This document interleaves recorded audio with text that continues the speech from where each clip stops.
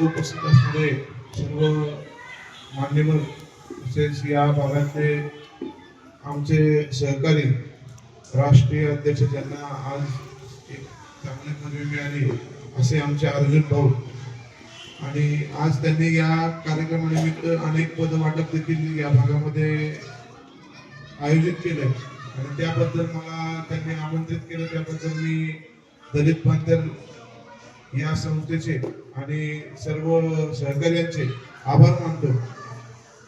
खरं तर मला आनंद होत आहे की या भागामध्ये या संस्थेच्या माध्यमातून अनेक उपक्रम यांच्या हातून पार पडले आहेत आणि त्याच्यामुळेच कुठेतरी संस्थेने देखील त्यांना या राष्ट्रीय अध्यक्ष म्हणून त्यांची निवड केलेली आहे आणि असेच उपक्रम त्यांच्या हातून पुढे घडो मी माझ्या प्रगती फाउंडेशनच्या वतीने आणि कदम परिवाराच्या वतीने त्यांना शुभेच्छा देतो आणि पुढे देखील त्यांची ही संस्था पुढे जाण्यासाठी माझ्याकडनं जे काय खालीचा वाटा लागेल ते मी कायम उभं राहील हे या कार्यक्रमाच्या निमित्त सगळ्यांना तुमच्या देखत सांगतो।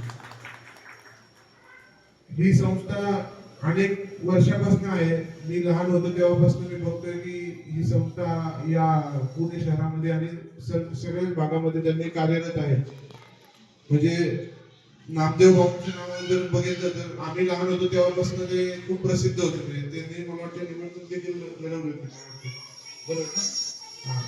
त्यावेळेस तो प्रचार आम्ही ऐकायचो लहानपणी की म्हणजे त्यांचं नाव पूर्ण घ्यायचे आणि उद्याची सकाळ म्हणायचे, म्हणजे ते उद्याचे सकाळचं प्रतीक होतंय, म्हणजे माझं नाव आहे पण सांगतो उद्याच्या सकाळचं प्रतीक होतं, अशा प्रकारचं त्यांचं एक कार्य होतं। उद्याची सकाळ नामदेव ढसाळ असं ते त्यावेळेस त्यांचं प्रचाराचं एक वाक्य केलं होतं आणि मी लहान होतो तेव्हा मला चांगलं आठवतं की ते गल्लोगल्ली फिरायचे, ते सगळ्यांना ते ऐकायला भेटायचे। आज त्यांच्या या कार्यक्रमात मला बोलायला मिळते हे पण माझं भाग्य समजतो आणि सगळ्या पदाधिकाऱ्यांना मी माझ्या कदम कुटुंबियाच्या वतीने शुभेच्छा देतो। येणाऱ्या काळात दलित पांथर संस्थेचे जे काही उपक्रम असतील त्याला मी कायम उपस्थित राहील हे आज सगळ्या या कार्यक्रमाच्या निमित्ताने सांगतो। कोणत्याही प्रकारचे तुमचे उपक्रम असतील, कोणत्याही प्रकारचे तुमचे सण असतील किंवा कुठल्याही जे काही गोष्टीत असेल तर प्रत्येक कदम कायम तुमच्या सोबत असेल हे मी या ठिकाणी सांगतो आणि थांबतो। जय हिंद। धन्यवाद भाऊ।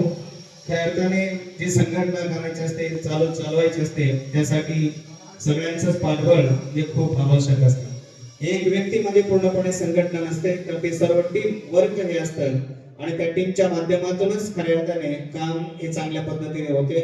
आपण जे खऱ्या अर्थाने आशीर्वाद देण्यासाठी या ठिकाणी आलात आणि त्याच पद्धतीने या संघटनेची ताकद वाढवण्यासाठी आपण जे या ठिकाणी मनोगत व्यक्त केलं